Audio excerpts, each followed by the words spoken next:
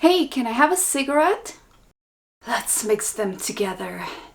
It's peeing. I want to throw it in the wall and see what kind of sound it makes. Hello everyone, so this is going to be an extremely special video, so if you are a sucker for nostalgia just like I am, grab yourself one of these because soon you will need them. So this video is for everyone who grew up in Slovenia or any of the countries that used to be a part of Yugoslavia, and also those who are curious what childhoods look like outside of their country and want to compare their experience with ours. Hi, if you don't know me, I am Barbara and I make videos about life abroad and Slovenian culture and language and silly dumb stuff. So if you like that kind of stuff, make sure you subscribe and check out all of my other social media. Let's start with the very big staple of childhood in Slovenia and other surrounding countries, and that is Vikikrema. Vikikrema is a popular Slovenian chocolate and hazelnut spread and is mostly known for its double feature. It really works out if your sibling, for example, does not like either one, so that way you know you're getting the whole part just to yourself. If you mix them together, that's mwah. The way it just become this one hue of hazelnut and chocolate and milkiness. That was pretty glorious. The name comes from Viki the Indian, which is a mascot created by Miki Muster. Miki Muster is one of the most known illustrators in Slovenia. It originally belonged to a Slovenian company called Kolinska, but it was later on sold on to a Macedonian company where it's currently still being made. In fact, some of the products are advertised by letting the consumers know that there is Vikikrema in this specific product. You can see it on this label, but you can also see the honesty that Vikikrema is now produced in Macedonia. Like I mentioned, this was a very large staple of my childhood and I'm sure many others. Kindergartens and middle schools would serve this at breakfast, which was one of my favorite breakfasts. It would be served on a fluffy white bread. You could also find them at hotel buffets, so usually I would just pocket a few and take them to my room to eat them later. And you can buy them in various sizes, including the snack one, which I think was the most convenient because if you wanted to just a little sweet dessert or you had a banana, you would grab a tiny little package of it and you're good to go. Next, let's move on to Eurocrem. Eurocrem was also a popular spread made out of hazelnuts and cocoa. Eurocrem was actually licensed with the World Intellectual Property Organization on August 3rd of 1967. And licensed Eurocrem is available in only one flavor combination, hazelnut and cocoa. You can get Eurocrem in various shapes and forms. Block, you can get them in tiny biscuits, you can get them as tiny bars, you can get them in a 2-pound bucket. But there is a little bit of discussion when it comes to Eurocrem if it's still as good as it used to be. So let's ask Reddit. Eurocrem tastes like disgusting sugary crap. Nutella always. Geez, it used to be good over 20 years ago. This isn't it anymore. I don't know what's wrong with these people's palates. I'm not exaggerating, the taste was like someone dropped a spoonful of poop in a kilo of butter. I don't know what they did and what they changed, but it's awful. Ever since they messed up Eurocrem, that Jaffa cream is the best for me. Eurocrem was barely edible 40 years ago, today it's poison. Nutella is alright for me. Well, there you go, my friends. People are very torn when it comes to Eurocrem. If you did partake in ingesting Eurocrem, let me know in the comments if you still like it, if you used to like it, if you never liked it, if you love it, if you hate it. I would love to know. And for those of you who are wondering what is Eurocrem and why is it called Eurocrem, well, Reddit had some answers for that one as well. Because it's made in euro and it's creme. Because it's a creme made of finely ground fresh euro coins.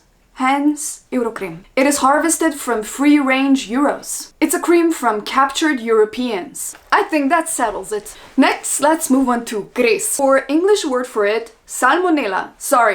Semolina. It is basically a finely grounded wheat. It has light yellow color, and it's a breakfast and a snack that can be prepared in a very fast way, which is why I made it popular to be served in, once again, kindergarten and middle school. It is used to prepare porridges, pastries, desserts, and even savory dishes. The proportions are usually 1 liter of milk to 100 grams of gris. So this might unlock some memories because usually in middle school and kindergarten it was served in this metal cup. They put a little bit of cocoa on top of every serving.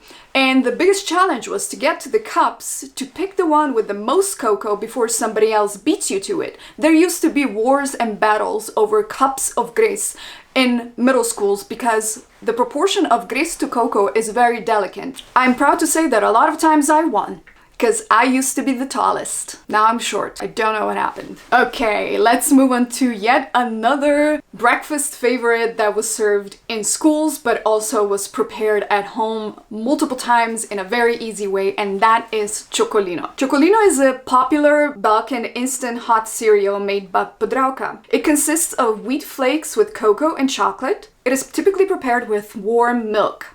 Designed as a nutritious meal for children, but enjoyed by all ages, it is enriched with vitamins, and it is a beloved, nostalgic breakfast staple in Croatia and surrounding regions. So Chocolino was actually launched in 1970 by Podravka, which is a Croatian company, but later on became widespread everywhere. It started off just with Chocolino, which is a combination of Choco and Lino.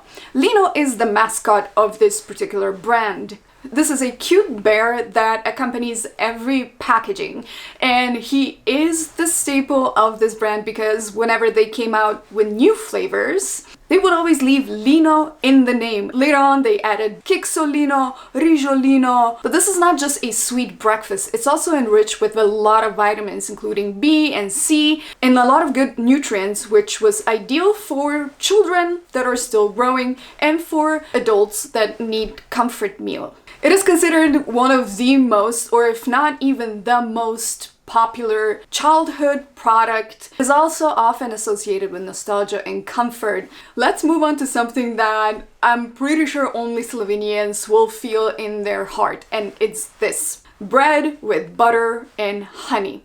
This is usually a homemade bread with local butter and local honey. That was also part of the breakfast that they would serve in middle school and kindergarten, accompanied sometimes with a glass of milk and an apple. This is a traditional Slovenian breakfast. So if you put in Google search traditional Slovenian breakfast, you will always find butter, honey, and bread. This was also another one of those sweet breakfast ideas that so many people enjoyed. And it's also a nod to bees and honey because Slovenia is very big on preserving bees, keeping bees at the front and center of agriculture, making sure that there is enough awareness being spread when it comes to the importance of bees. Slovenia has approximately 11,300 beekeepers, which makes one out of every 200 people in Slovenia is a beekeeper. That's why honey and local honey and the importance of making honey in a sustainable and animal-friendly way is very much at the front and center. Let's move on to gum. Yes, gum is nostalgic, specifically this type of gum. I have to admit that up until recently, I'm still not sure if it says Chunga Lunga, because most of my childhood I would say Chunga Lunga, but now people have been telling me that it's Cunga Lunga, which is embarrassing because pretty much I learned that as an adult. This is a mascot created by Miki Muster. And if you picked up on the fact that this name sounds familiar, then you're paying very good attention to this video, so you should just applaud yourself and pat yourself on the shoulder. Because Miki Muster was mentioned in the first product that I have brought up, and it is Vikikrema. He is the creator of Viki the Indian, and as well, this little boy has dreams to do great things. There's a whole story behind it. The product is gum that comes in various shapes and forms. There's also different types of candy that is associated with this specific line. It is also known for its collectible stickers and large bubbles that you can make with this gum, and tattoos and many varieties. You can even find them on eBay for $99. Next item is... no, this is not just a plastic ball, this is actually ice cream in a plastic ball, or sladoled v žogici. This is probably one of the most iconic ice creams of my childhood. It just ingrained into my brain forever. It has this distinct vanilla flavor that I don't know if I ever found anywhere else, and it comes with a spoon which is an iconic spoon on its own. This is just the only correct spoon that you can use to eat this type of ice cream. There's no other spoon allowed. I do not care. It's forever this type of spoon. And they actually sometimes have campaigns in Lidl or Hofer. Hofer is, by the way, how Aldi is called in Slovenia, where they do a nostalgic week and you can get products from your childhood, and it is always a bit of a fest because normally they get sold out within a few days because that's how popular they are. And I actually made a short video when I found them once again when I was in Slovenia. I wanted to showcase them and see what people think. So, and the comment section was very, very, very nice to read because it seems like we all unlock memories. It was just so much fun. I don't even know, it was the most basic ice cream on the planet, but there's just something iconic about it. Okay, let's move to my favorite thing as a kid. It was this pudding. This pudding is a classic. It even says so on their website. It came in vanilla flavor and chocolate flavor. This pudding is the best pudding out there on the planet. There is no other pudding that even comes close to that pudding. The packaging alone, it's like a fidget spinner before you had fidget spinners. Just like holding that cup of pudding was so relaxing and so just satisfying. And it is by a company called Vindija. Let's move on to Cedevita. Cedevita is a vitamin drink that was actually created in 1969. That was the original orange flavor. Then in 1980, they came out with lemon flavor. And in 1990, grapefruit. In 1999, they came out with wild berry and apple flavor. Now you can also find tropical and mandarin, and I'm not even sure, there's a lot of flavors by now. So Cedevita DOO is also a Croatian company, and they make a wide range of instant drinks. The company is official sponsor of Košarkaški klub Cedevita Olimpija, which is a basketball club in Slovenia. Cedevita is one of those drinks that you will find in every single bar. Most of the time they will also have several flavors available. They also have this convenient packaging, which is also another short video that I made in the form of a little bit of a thirst trap. So let's watch that first.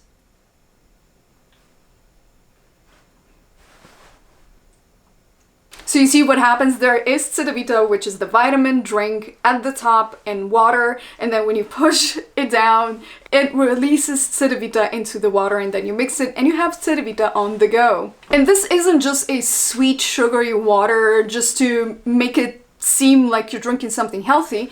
Each serving provides 50% of the recommended daily intake of 9 vitamins: C, E, B1, B2, B3, B5, B6, B9, and B12. It is marketed to strengthen the immune system, restore energy, and combat tiredness or fatigue. This is usually the packaging we had on hand at home, and every time I visit Slovenia, that is one of the first things that I buy.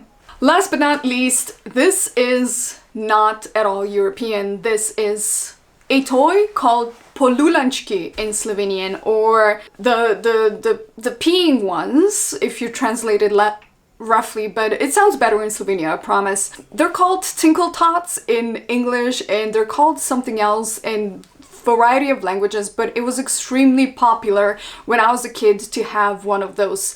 It even comes with accessories, and it's basically a tiny toy that can drink water and then pee water.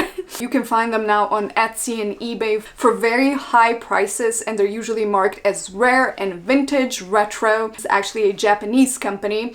I'm not really sure how that little toy influenced Slovenia so much and other parts of Europe, but there was a whole fan club for these polulančki. I'm pretty sure I have some of them still somewhere in a box, and they were just fun. I can't explain why, but they were fun.